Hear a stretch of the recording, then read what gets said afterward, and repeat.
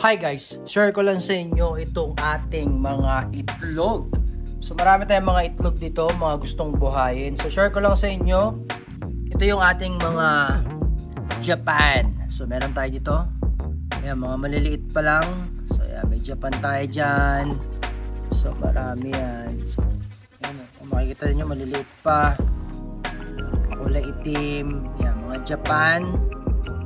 So ito yung mga Japan Spider, so 100 pieces yan. Tapos yung mga natira ay naandito. So ito yung ating mga natirang mga Japan Sling. So yan, medyo matagal-tagal pa silang lumaki, pero yan, malalaki na rin yan, diba? Lalaki na rin yan. So yan yung ating mga Japan Sling. And share ko lang sa inyo mga kabakal, ibang-iba yung laki ng Japan Sling sa sling ng Aussie. So nakita niyo kung gaano kalaki. Tingnan niyo yung aking daliri. Yan. So yan yung aking daliri. Tapos yan yung mga Japan Sling. Pakita ko naman sa inyo yung Aussie Sling. Napaka-liit. Akala mo parang mga salmon lang. So ito. Yan yung ating mga Aussie. Maliit lang yan. Aussie Spider. Ayan, mga naglabasan na sila. So, mas mahirap po mag-breed ng Aussie kasi maliliit po yan, hindi nyo pwedeng hawakan basta-basta, madudurog or mapipisa. So, kita nyo yung difference, ang liit oh. Maliit siya, halos kasi laki lang siya ng mga salmon. So, pakita ko sa inyo yung ating salmon. Yung ating salmon. Although malaki siguro ng konti, pero maliit pa rin eh. Yan yung mga salmon natin eh. Salmon, dami oh. Ayan, mga salmon natin yan, kulay orange yun eh. So yan, bibili tayo ng salmon natin, nandyan. So meron tayong isang lalagyan ng salmon. May salmon pa tayo dito. Ayan no, parang mga langgam or parang mga bunga sa puno. So yung mga salmon natin. Yan. Tapos nandito yung mga itlog natin. May isa tayong itlog ng tala. May isang itlog. I-breed kasi tayo para pag wala tayong ginagawa minsan. Ito yung ating mga itlog ng salmon.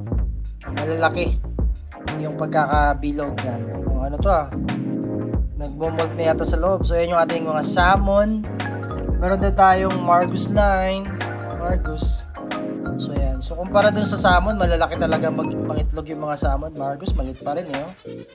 Tapos na naman yung mga iba. Ito, niniwalay ko na. So yan, yung mga ano lang yan. Cavite, tsaka Jensen. Tapos ito yung mga iba. Yan, ito nyo naman, meron ng laman. Diba? So marami tayo dyan. Nakakatuwa lang, naglalaglagan eh, pag kinatok mo. Wow. Boom! Diba? Dami oh, solid na solid yan. Marami tayong mga collection dyan. So, yan yung atin. So actually ito siguro mga 500 pieces may gito, 600 pieces tong ating Aussie. Dami kasi niyan eh. Pero itong ating siguro mga 200 pieces na lang to. Ating Japan. Meron pa tayo ito salmon. So nag-ano tayo?